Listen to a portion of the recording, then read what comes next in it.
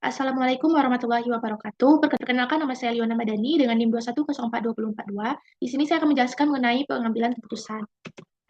Pertama yang akan masuk pada konsep pengambilan keputusan. Pengambilan keputusan adalah proses pemilihan suatu tindakan dari beberapa alternatif yang tersedia untuk mencapai tujuan tertentu.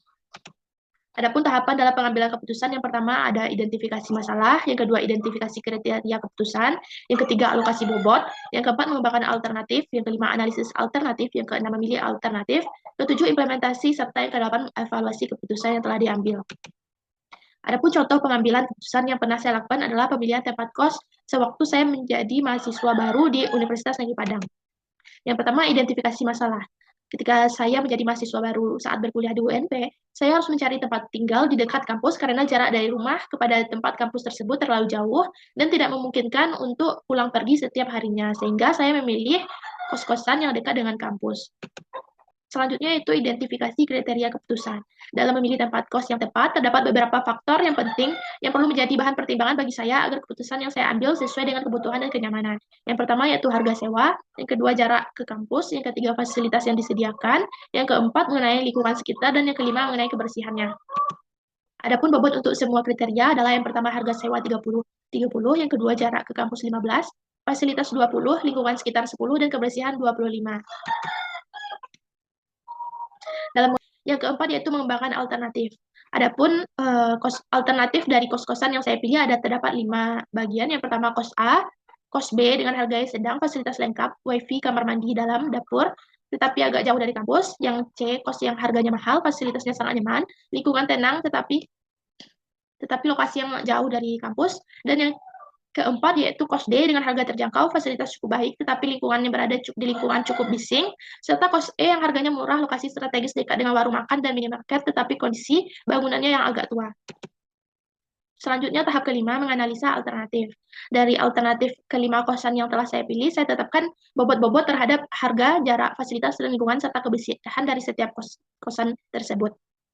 Inilah bobot yang saya tetapkan kepada setiap kos-kosannya.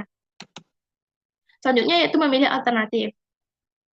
Setelah itu saya tetapkan juga bobot-bobot nilai pada setiap kos-kosannya dan saya totalkan dengan melihat mana yang jumlahnya paling banyak dan keuntungannya lebih banyak. Yang mana kos yang lebih banyak dan memiliki keuntungan total dari semuanya adalah kos B dengan total 85. Tahap selanjutnya yaitu implementasi alternatif. Pada pemilihan ini saya memilih kos B. Akhirnya saya membayar uang sewa dan mulai pindah kepada kos B. Karena harganya yang relatif murah walaupun agak jauh dari kampus, tetapi fasilitas yang disediakan lengkap karena ada dapur dan wifi yang sangat berguna khususnya bagi mahasiswa baru. Kemudian saya juga mengatur barang-barang agar nyaman untuk belajar dan beristirahat di kosan baru tersebut. Selanjutnya pada tahap terakhir yaitu evaluasi keputusan. Setelah beberapa bulan tinggal di kos yang telah saya pilih yaitu kos B, saya mulai melakukan evaluasi dan menilai apakah tempat tersebut benar-benar sesuai dengan ekspektasi dan kebutuhan. Evaluasi ini saya lakukan dapat mencakup dari aspek kenyamanan kamar, kondisi fasilitas yang tersedia, kebersihan lingkungan, serta tingkat keamanan.